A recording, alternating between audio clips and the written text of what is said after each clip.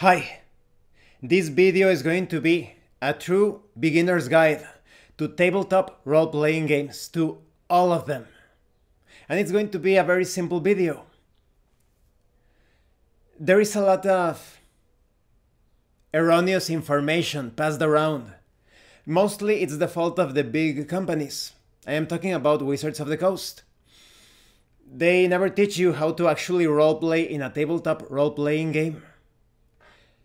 In order to dig deeper into this, I'm going to put a few links in the description where I talk about Gary Gygax, Dave Arneson. The role player was Dave Arneson. Gary Gygax knew nothing about role-playing. That may come a bit of a shock to many, like those that play or had their start in Dungeons and Dragons. How can that be, right? But this video is going to clear out all of that disinformation, all of that propaganda. When it comes to tabletop role-playing games, you are playing a role and you are playing a game.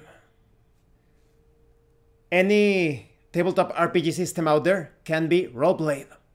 And how do you accomplish this? You could say that the game aspect is the easier to understand aspect. You just need to read the rules of the setting.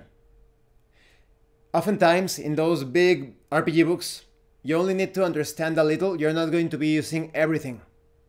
Maybe later on, you're going to be using more spells, maybe other monsters, but at the start, you're going to be using very little of it.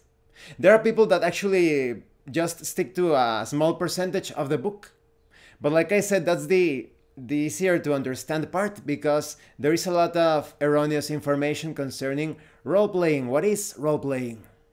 Role-playing is describing your character's actions directly. I approach the door and open it. I draw out my sword. I attack the enemy in front of me with a series of horizontal cuts. That's roleplay. You're describing your actions. That's it.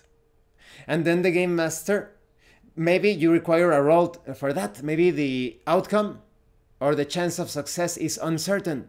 Then that is when you make your roll.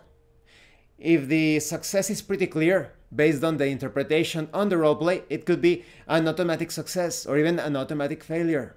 It all depends. But that's why you have dice, cards, and there are even some diceless systems or systems that do not rely on randomizers, even no cards whatsoever. But in many tabletop RPGs, you employ dice, cards, tokens to figure out the outcomes of different checks, different tests. You should always remain in character. You can obtain any information through roleplay because the dungeon master, the game master, does not exist in the game world. He doesn't exist, she doesn't exist, it doesn't exist. The game master is not there. So instead of saying, what do I see around the corner? No. I approach the corner and pick around it. And then the game master tells you, just around the corner, you see this strange humanoid standing there. If you want more details about these technicalities, please check out the links in the description. The game master doesn't constantly need to ask, what do you do? What are you going to do? What are your plans now? You describe the situation, and the players react to it. In fact, they may even decide to interrupt the game master. They may act too hastily. Sometimes that could be beneficial, other times it could be quite risky. Check out my actual play, the link will be in the description. There are many people that have been indoctrinated into thinking that you need to ask, what do you do? What do you do? What do you do? What do you do? At the end of every single sentence. That is not necessary. You can see it in the actual play. So, tabletop role-playing games have been taught horribly wrong. There is no roleplay. There are a lot of people that think that they are playing tabletop role-playing games, but they are not role-playing. They are having a mother may I conversation. Can my character use this power? Can my character use this spell? No, just do it. I use my magic missile spell against the enemy, or however you want to describe it. I point my finger at the enemy and shoot out a projectile of fluorescent purple energy. I am using magic missile. It's so evocative. Through roleplay, you will achieve immersion.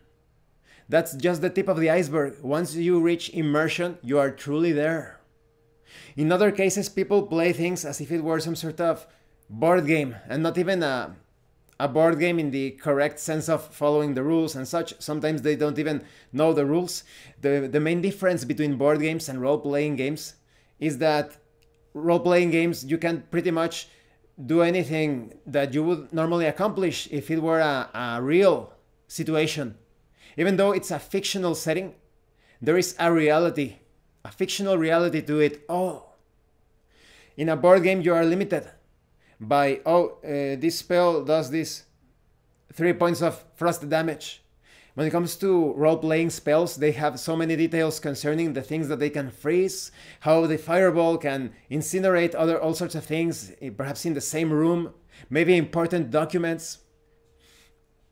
It is quite evocative of reality. And you are not held or limited by the features on the board. The rules in board games are there to limit you to have that competitive, enjoyable experience. In tabletop role-playing games, it's all about the immersion. You are there. You are your character. And you are actually visiting those places through the power of imagination. It is unlike any other experience. I highly recommend that you check out the links in the description. So now that you are equipped with this knowledge, you can play any tabletop role-playing game out there. But stay in character. When you make those rolls, the mechanics are going to slip through the cracks because of the immersion. You don't even need to know the rules in most cases. That's most of the time, it's the job of the game master. So instead of saying, oh, how can I accomplish this? Or what rule do I need? No, just state what you want to do. Or rather, state what you are doing. That's another error. Do not say, I want my character. You are saying, I climb up this wall. Maybe it's an automatic success. Maybe there are enough handholds and footholds. Maybe you need to make a roll. The game master will inform you. Make a climb check. Make a dexterity check. Make an athletics check. You make your roll. I rolled 15. And the game master will inform you if that's a success or a failure. It's all very simple. You describe your character's actions based on the world presented by the game master. It's all very simple. If you need more examples, take a look at my actual play. Take a look at all of the videos in the description. But now, at the moment of this video, if you are watching this video, perhaps in a few months, maybe it's, of course, this no longer applies, but if you are starting to play tabletop role-playing games, I am currently starting a very simple campaign. It's going to be a 3-session campaign. Each session is going to last between 1 or at most 2 hours. I am planning to play it every other week. That is, we play 1 week, the next one now, the next week the game starts again. And the system is incredibly simple. If you want more information, if you are interested in learning about role-playing games, or maybe you are a veteran and you want to play online, because I am going to be uploading that session in this channel, please check out the video in the description, the interest gauge video. It contains all of the details about that Nintendo Entertainment System Genesis retro style campaign. It's kind of like in a video game world. Please check it out. So I hope this video was useful and informative. Roleplay is very simple and highly rewarding. It rewards you with immersion. There are so many people that have been playing any tabletop RPG, Dungeons and Dragons, Call of Cthulhu, and they have never roleplayed. Not once. They are missing out. Don't miss out. Thank you for watching this guide. If you have any comments or questions, please let me know. And thank you so much to those of you that are going the extra mile to support the channel.